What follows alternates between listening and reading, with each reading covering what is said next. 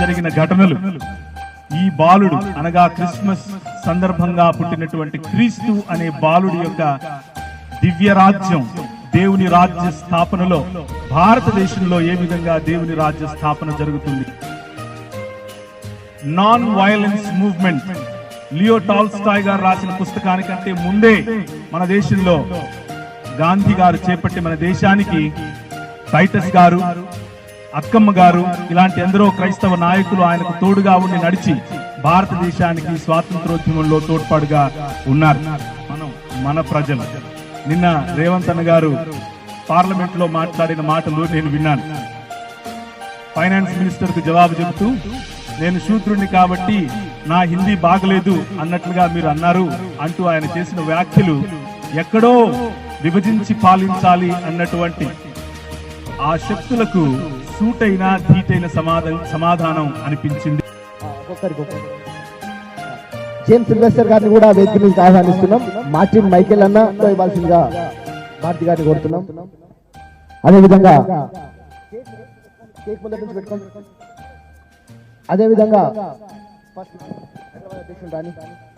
మహేష్ కుమార్ గౌడ్ గారికి మొమెంటో ఇవ్వాల్సిందిగా, చిన్న గిఫ్ట్ ఇవ్వాల్సిందిగా.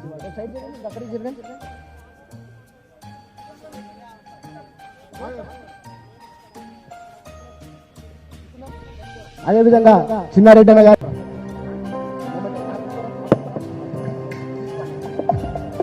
మైకేల్ గారు ఈ కార్యక్రమాన్ని మొదటి నుండి రన్ చేశారు. అదేవిధంగా జేమ్స్ సిల్వెస్టర్ గారిని వేదిక మీదకి ఆహ్వానిస్తున్నాం. పైన పెడుతున్నారు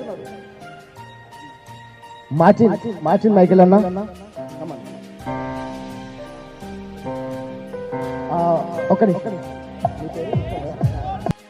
సాదర ప్రేమ ఆశీస్సులు అలాగే దేవుని దీవెనలు కోరుకుంటున్నాను. ఈరోజు సాయంకాలం క్రిస్మస్ సందర్భంగా దేవుని వాక్యములో నుండి కొన్ని విషయాలు మీకు చెప్పాలి అని ఆశపడుతూ ఉన్నాను. యేసుక్రీస్తు ప్రభు పుట్టినప్పుడు సర్వోన్నత స్థలములలో దేవునికి మహిమ మరియు భూమి మీద ప్రజలకు శాంతి సమాధానాలు అన్న మాట వినిపించింది. దేవదూతలు మరియు మానవులు కలిసి సంతోషించినటువంటి ఈ శుభదినం క్రిస్మస్ అనేటటువంటి సందర్భం. ఈరోజు మన దేశంలో ఏ విధంగా అయితే ఒకవైపు మన నాయకులు పోరాడుతున్నట్లుగా మైనారిటీ వర్గాలను ఒక కార్నర్ కు నెట్టేసేటటువంటి రాజకీయాలు నడుస్తూ ఉన్నాయో, అటువంటి రాజకీయాలు, అటువంటి అధికార దాహం ఉన్నటువంటి నేపథ్యంలోనే క్రీస్తు ఈ లోకంలోనికి వచ్చాడు. క్రీస్తు వచ్చినటువంటి ఆ సందర్భాన్ని జ్ఞాపకం చేసుకుంటూ కాంగ్రెస్ పార్టీకి సంబంధించినటువంటి దళిత నాయకులు, క్రైస్తవ నాయకులు అందరూ కలిసి ఈ దినాన్ని మన అందరి నాయకులతో కలిసి పంచుకోవటాన్ని చాలా సంతోషంగా నేను కూడా భావిస్తున్నాను. హైదరాబాద్ మరియు తెలంగాణ రాష్ట్రంలో ఉన్నటువంటి క్రైస్తవ సమాజం వైపు నుండి మీ అందరికీ కూడా కృతజ్ఞతలు మరియు శుభాకాంక్షలు తెలియజేస్తున్నాను. మానవ పతనానికి మానవులు ఏ విధంగా వారి సొంత మార్గాల్లో దూరం అయిపోయి ఒకరినొకరు ద్వేషించుకుంటున్నారు అన్నది చూసినప్పుడు దేవుడు తన విశ్వాస్యతను చూపించి మన మధ్యకు మానవుడిగా వచ్చాడు. అదే క్రిస్మస్ సందేశం. 100 రోజులు పూర్తి చేసుకున్న తర్వాత రాహుల్ గాంధీ గారు నిన్న మాట్లాడినటువంటి మాటలు నేను కొన్ని విన్నాను. అందులో ఆయన అన్నారు, ఈ పాదయాత్ర భారాన్ని, భయాన్ని, అలాగే బాధను పంచుకుని సాటి సగటు ఆమ్ ఆద్మీతో కలిసి మాట్లాడే మాటలు కాబట్టి ఇవి ప్రజలకు తప్పకుండా చేరతాయి అని చెప్పాడు. అలాగే ఆయన అందుకున్నటువంటి ఈ మాటలు తప్పకుండా ఒకానొక సమయంలో ఎవరికి అందనటువంటి ఎత్తైనటువంటి ప్రాంతంలో లేకపోతే దూరంగా ఉన్నటువంటి దైవం మానవుడిగా మారి బాధను, ప్రేమను, భారాన్ని భరించి మానవుడిగా వచ్చిన సందర్భమే క్రిస్మస్ అన్నటువంటి సందర్భం. మన కాంగ్రెస్ పార్టీ ఆవిర్భావం సమయంలో నుంచి కూడా చార్ల్స్ ఫ్రీర్ ఆండ్రూ గారు సౌత్ ఆఫ్రికా మరియు భారతదేశ ప్రాంతాల్లో గాంధీజీ గారిని ప్రోత్సహించి ఈ దేశానికి వచ్చి తిరిగి సివిల్ రైట్స్ కోసం పోరాడాలి అని ఆయన ముందు గైడ్ గా నిలబడి నడిపినటువంటి ఒక క్రైస్తవ సామాజికవేత్త.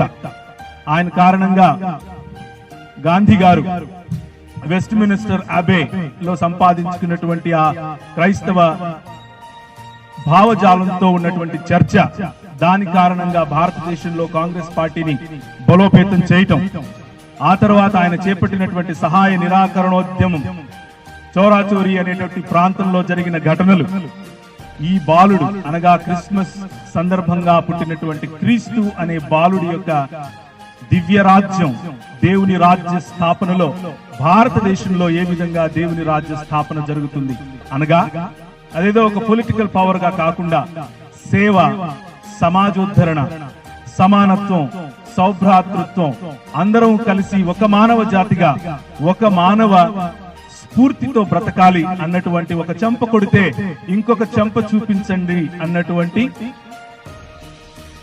Non violence movement Leo Tolstoy గారు రాసిన పుస్తకానికంటే ముందే మన దేశంలో గాంధీ గారు చేపట్టి మన దేశానికి టైటస్ గారు, అక్కమ్మ గారు ఇలాంటి ఎందరో క్రైస్తవ నాయకులు ఆయనకు తోడుగా ఉండి నడిచి భారతదేశానికి స్వాతంత్రోద్యమంలో తోడ్పాటుగా ఉన్నారు.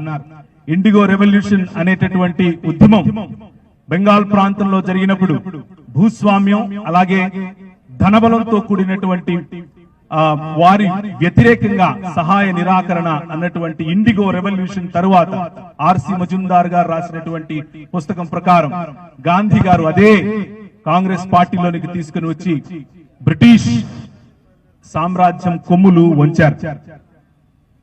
ఇలా చెప్పుకుంటూ పోతే కాంగ్రెస్ పార్టీలో ఉన్నటువంటి ప్రతి ప్రధాన నాయకుడు ఈ బాలుడు, ఈ క్రిస్మస్ బాలుడు, ఈయన జీవితం, ఈయన మనుగడ, ఈయన మానవత్వం, ఈయన చూపించినటువంటి ఆశావాదం, దాని ద్వారానే కట్టబడ్డారు, కొట్లాడారు, జయించారు.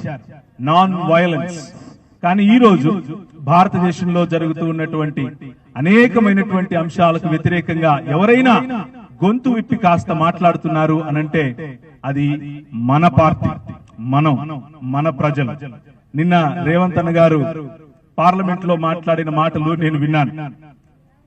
ఫైనాన్స్ మినిస్టర్ కు జవాబు చెబుతూ, నేను శూద్రుణ్ణి కాబట్టి నా హిందీ బాగలేదు అన్నట్లుగా మీరు అన్నారు అంటూ ఆయన చేసిన వ్యాఖ్యలు ఎక్కడో విభజించి పాలించాలి అన్నటువంటి ఆ శక్తులకు సూటైన ధీటైన సమాధానం అనిపించింది, అలా వినిపించింది కూడా.